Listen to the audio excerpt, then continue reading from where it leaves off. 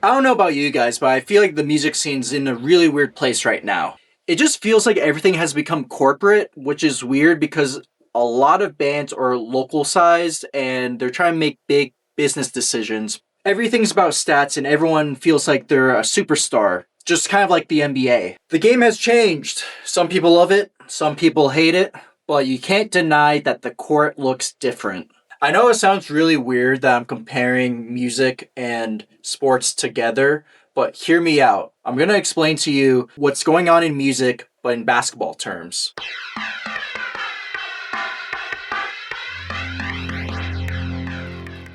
Little microphone thing I had on here wasn't working, so you know what? Fuck it. We'll just do it live. A few years ago, if you wanted a interview with a musician, all you had to do was message them, go to the venue that they were playing at before doors opened, and then boom, you had an interview. It was simple and direct. Now the only people that the musicians even want to talk to are like Kerrang, Alternative Press, Rolling Stone, the big corporations. Everyone wants the spotlight, but no one wants to help the little guy. It's like basketball. Imagine wanting an interview with a college player or an NBA player that's barely getting minutes. All you have to do is just DM them or just swing by the gym while they're getting their shots up. It's easy and accessible. But what about the NBA stars? They're not gonna stop for the small media. Yeah, no shit, Sherlock. They're brands. Like, it makes sense. I don't expect LeBron James to do a podcast episode with,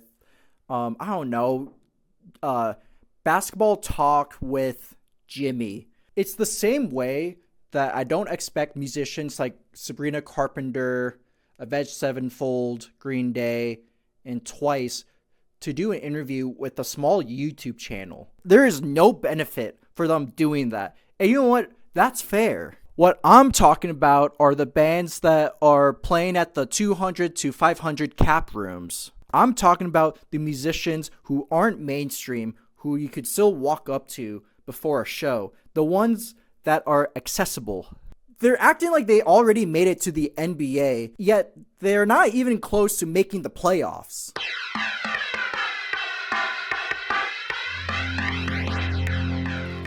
There are 3 tiers in music when it comes to building a following. The first tier is the local band. Basically, you're the kid that is hooping at the rec center, but no one knows who you are and nobody fucking likes you. That's just how it is.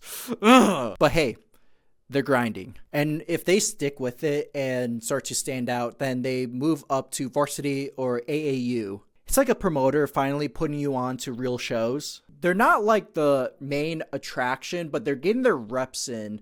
They're in the actual game, and people outside the hometown are starting to notice. And if you earn your spot, you get to the second tier, the college player era. You're opening up for bigger bands, you're playing on the real stage, and you're showing that you can keep up with competition. And if everything falls into place, the work, the timing, the networking, sheer luck, that's when you get to the third tier, the headliners. It's the musician's equivalent of making it to the NBA. You got your own starting spot, you're not exactly a superstar, but the lights are now on you. But that's how it used to work. A lot has changed. The problem now is that a lot of bands are stuck at the second tier. In fact, the second tier doesn't even exist. Okay, just hear me out. This is how it used to be. The second tier band would help the first tier band, while the third tier band would help with the second tier band.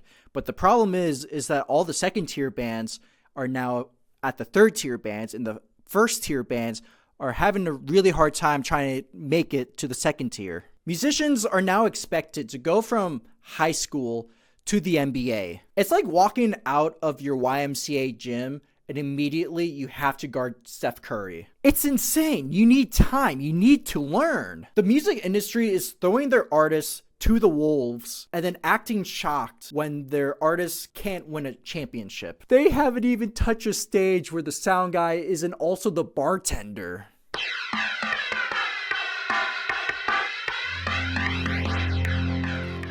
Musicians on TikTok only promote small sections of a song.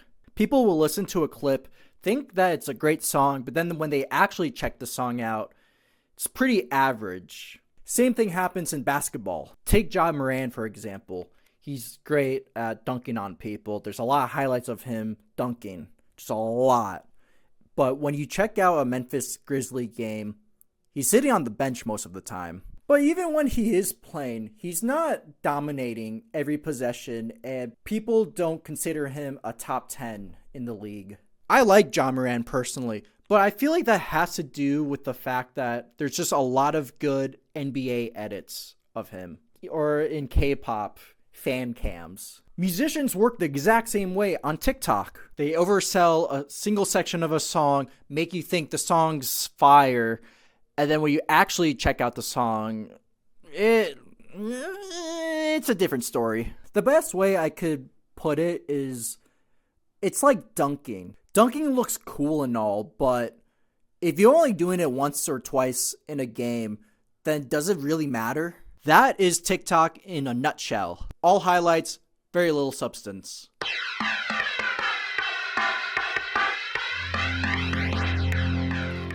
Music fans love to bring up stats the same way that basketball fans do. They'll point to streams, monthly listeners, tickets sold, just the same way that NBA fans will bring up field goal percentage, 3-point percentage, plus minus.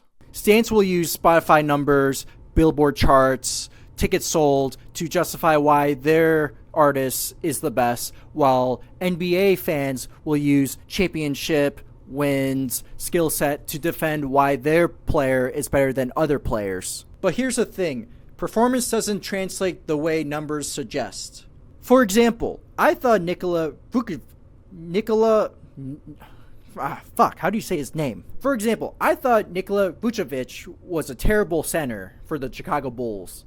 I only believed that because everyone else online was saying so. But last year, I went to a couple of Bulls games and he was dominating nonstop. I even have a friend that has season tickets and claims that he's top 5 centers in the NBA right now. It's the same way with Jason Williams. He averaged around 10 points and 6 assists in his NBA career. It doesn't, those numbers don't seem flashy, but when you start to consider his role, he was really solid for what he was. It's like musicians. They can rack up a lot of streams and sell a lot of albums, but that doesn't mean that they put out their best work. It's like scoring a lot, but still losing the game.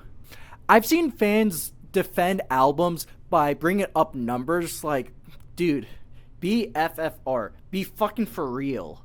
You only bring up numbers because you know the album by itself doesn't hold up. An album is good when you can just enjoy it. I've seen musicians with 1 million monthly listeners have a really hard time selling out 500 cap rooms, while bands with 20,000 monthly listeners have it super easy selling out a room that can fill up to 1,000 people. Popularity doesn't mean quality, and stats doesn't tell the whole story.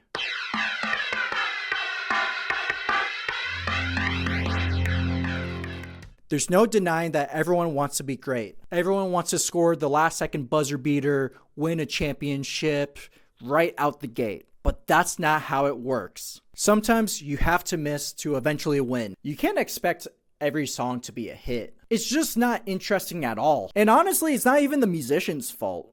Most of the time it's the record label.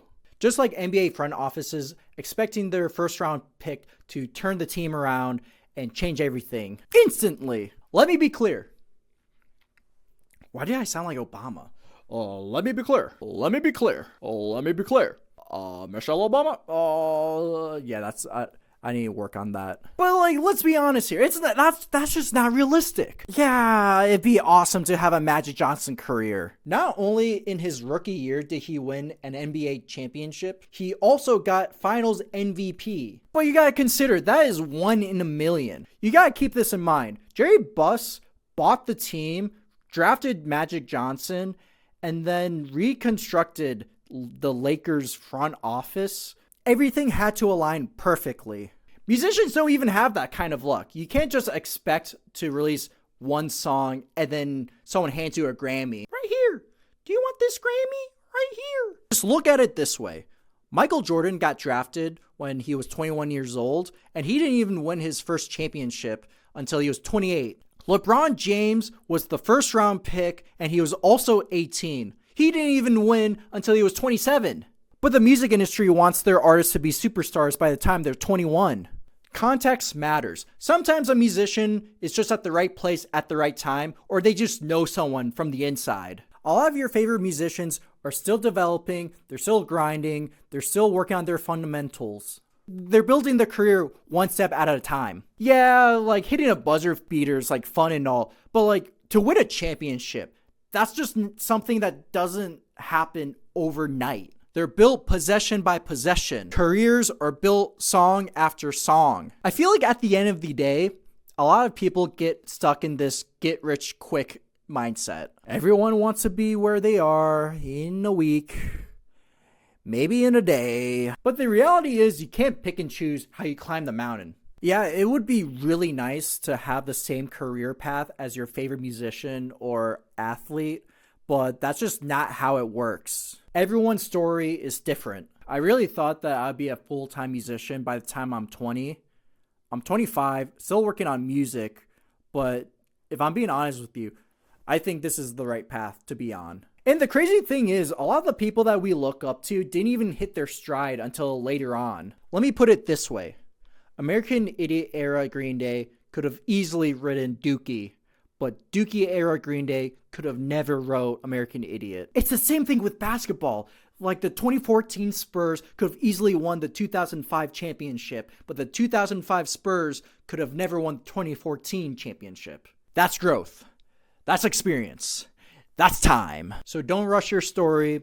Don't rush your peak. Your championship era is just later on than you expect. And it doesn't make it less real. It's not about how you start. It's about how you finish. So yeah, that's my video. Like and subscribe. If you agree or disagree with me, comment below. And yeah, I'll be making videos. See ya. Can someone please make an edit of this? Hold on. Was that cool? Am I cool now?